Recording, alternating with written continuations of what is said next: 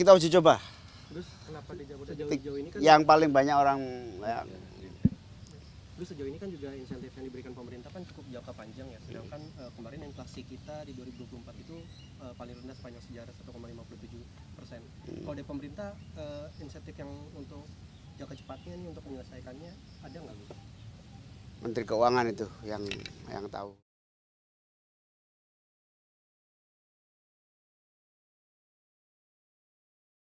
Ya Gus ya, tadi kan soal makan bergizi gratis atau seperti apa yang di highlight gitu dalam rapat tadi Gus? Ya, hari ini kita rapat koordinasi pemberdayaan masyarakat diikuti oleh Menteri UMKM, Menteri Koperasi, Menteri Perlindungan Pekerja Migran, Menteri Sosial, Menteri Ekonomi Kreatif, dan Menteri Koperasi. Kemudian Menteri Desa. Berbagai agenda pemberdayaan dimulai dari keinginan agar graduasi masyarakat miskin, mulai dari miskin ekstrim, miskin menjadi berdaya mandiri. Dari sana ada banyak isu-isu yang harus ditangani cepat. Salah satunya data tunggal agar tepat sasaran. Yang kedua, meningkatkan kapasitas usaha kecil menengah dan koperasi dengan memberi kapasitas kemampuan, kemudian bahan baku, holding antar UMKM akan kita lakukan agar usaha besar bersinergi kolaborasi dengan UMKM. Lalu kita juga akan melakukan atas perintah Pak Presiden meningkatkan kapasitas dan kemampuan para pekerja migran yang ke luar negeri.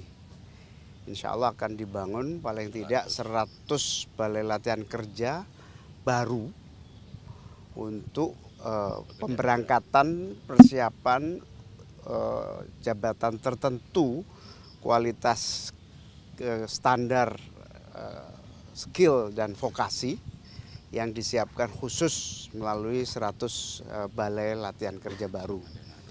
Yang kedua, dalam meningkatkan aksesibilitas untuk pendanaan, pinjaman sekaligus kemudahan finansial para UMKM, kemudian pekerja migran, koperasi, akan ada ekonomi kreatif, akan ada beberapa penanganan membuat semacam simpan pinjam atau kredit murah yang diberikan oleh negara pemerintah, baik melalui dana pinjaman bergulir yang ada di Kementerian Koperasi akan ditambah jumlahnya, kemudian akan dibuat program khusus pinjaman untuk pekerja ke luar negeri.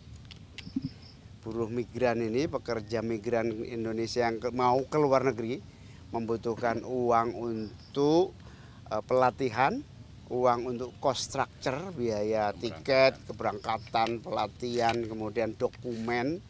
Itu kita berikan pinjaman dengan bunga yang sangat rendah. Ini akan diinisiasi untuk membuat model simpan pinjam dengan bunga yang sangat rendah. Ini akan kita tindak lanjuti dengan kementerian-kementerian terkait, khususnya Kementerian Keuangan, berbentuk uang pemerintah yang dipinjamkan kepada para pekerja migran, juga kepada UMKM. Contoh sukses PNM akan kita duplikasi gitu ya, menjadi PNM itu penanaman modal madani yang bergerak di bidang simpan pinjam ibu-ibu pelaku bisnis. Nah, ini akan diduplikasi untuk pekerja migran, duplikasi untuk UMKM, duplikasi untuk koperasi. Berikutnya optimalisasi bantuan sosial melalui Kementerian Sosial juga dilakukan berbagai pembenahan, termasuk kepada para kaum miskin yang layak mendapatkan bantuan boleh diusulkan dan boleh disanggah yang sudah tidak miskin tapi masih mendapatkan bantuan, boleh disanggah melalui Kementerian Sosial. Atau yang belum mendapatkan bantuan silahkan disanggah silakan diusulkan. Pokoknya gini, tidak ada satupun orang miskin di Republik ini yang tidak mendapatkan bantuan. Itu yang paling akan kita lakukan dalam waktu cepat. Kita juga akan membuat acara bersama Bapak Presiden melalui Menteri UMKM, yaitu pembebasan utang,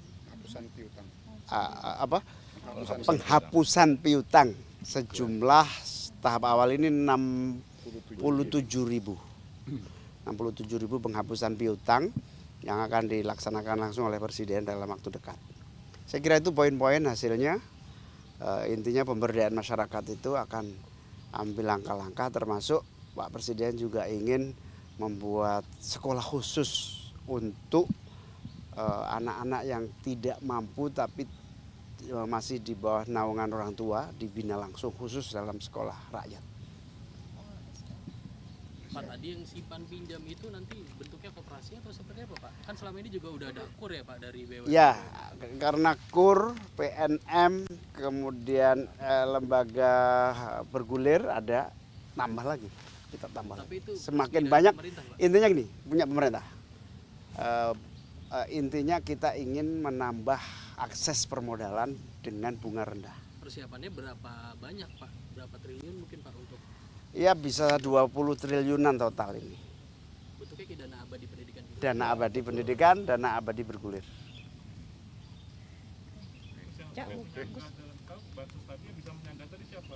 Tetangga kalau ada tahu orang sudah mampu tapi masih dapat, silahkan menyanggah.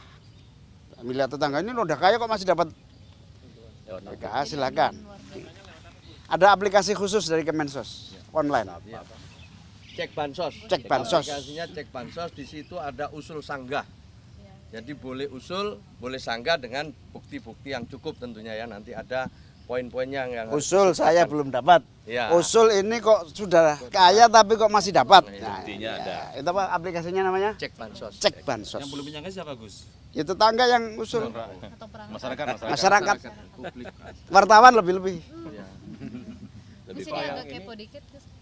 Selain dari program di dalam tadi kan ada Hotman Paris juga ya, itu boleh Oh beda ruangan, beda agenda atau beda agenda, beda tamu. Beda pemberdayaan. mungkin dilibatkan atau apa perannya begitu Gus? Oh enggak ada, Oke. beda tamu. Kalau untuk yang sekolah Oke, ya. tadi itu di setiap daerah nanti dibangun. Belum, baru uji coba 3 titik dulu. Di mana itu? Jabodetabek, Itu di bawah Disdikbud atau gimana? Kemensos, Itu yang nanti yang sekolah di situ yang diutamakan yang seperti yang tidak mampu, Yang ekstrim. miskin ekstrim. Sebetulnya diutamakan boardingnya ya, yang paling penting itu, sehingga gizinya tertangani. dan itu bebas biaya. Iya kita uji coba.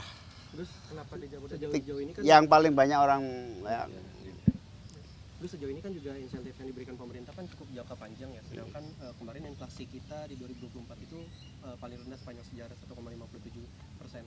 Kalau dari pemerintah insentif yang untuk jangka cepatnya nih untuk menyelesaikannya ada nggak Bu? Menteri Keuangan itu yang tahu ya.